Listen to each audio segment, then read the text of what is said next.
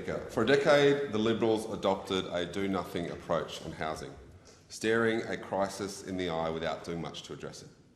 For years, Australia has grappled with a housing affordability crisis, which has been exacerbated by the lack of decisive action from the previous government.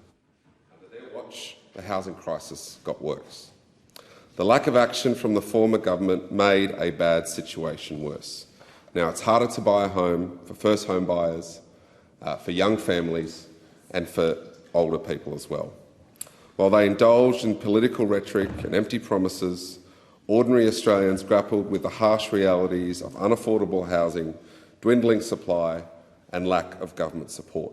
And now families are forced to make the difficult choice between paying higher rents, being pushed to the fringes of major cities in search for more affordable housing options. The failure of the previous government to address these pressing issues left countless Australians trapped in a cycle of housing insecurity and financial hardship with no relief in sight. Their negligence has left us with significant challenges that simply cannot be resolved overnight. The housing crisis that they allowed to fester for years cannot be swept under the rug or fixed quickly. The damage inflicted by their negligence runs deep, impacting the lives of millions of Australians who continue to struggle with a high cost of housing and the shortage of affordable housing options. It's abundantly clear that urgent and decisive measures are needed to address the root causes of the housing crisis and provide relief to those who have been left behind. Deputy Speaker, Australians elected this government to clean up the Liberals' mess, and that's what we've started to do. Since May 2022, this Labor government has continually demonstrated a genuine commitment to addressing Australia's housing challenges head-on. Despite the political games and stalling that the Liberals and their new friends in the Australian Greens want to play with the housing crisis, we are a government that is committed to doing something about this. Safe and affordable housing is central to the security and dignity of all Australians. Under the National Housing Accord, all states and territories have agreed to an ambitious target of building 1.2 million new homes over 5 years. And yes, it is an ambitious target, but it's one that we are determined to achieve. It's ambitious because it needs to be. It would be great if we could wind back that wasted decade and start fixing this problem 10 years ago, but we can't. We're not sitting idle, Deputy Speaker. On top of that, the Albanese government has allocated $3 billion for the New Homes Bonus to get the states to meet and exceed their housing targets.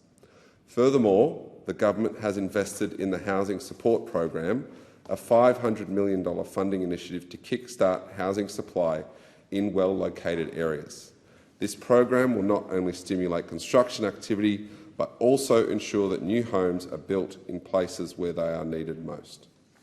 To build these homes, we need workers to build them. And in addition to this, the Albanese government has taken steps to address the shortage of skilled construction workers, which is a key bottleneck in the housing supply chain.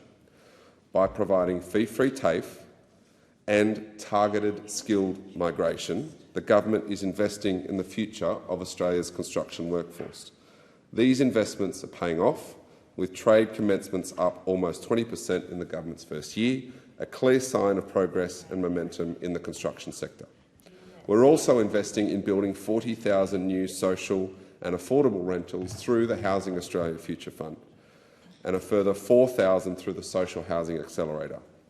The Housing Accord represents the most significant housing reform agenda in a generation, a coordinated effort with states and territories and local government to boost housing supply, improve housing affordability and ensure all Australians have a safe place to call home.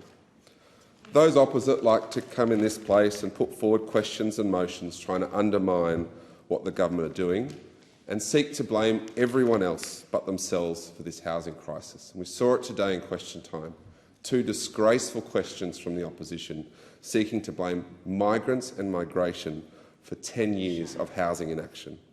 Instead of working with the government, we know that the Liberals and the Greens will play politics with this, block or vote against housing solutions, but we'll continue to get on with the job, Deputy Speaker. There's much more to do, but we'll do it. And I think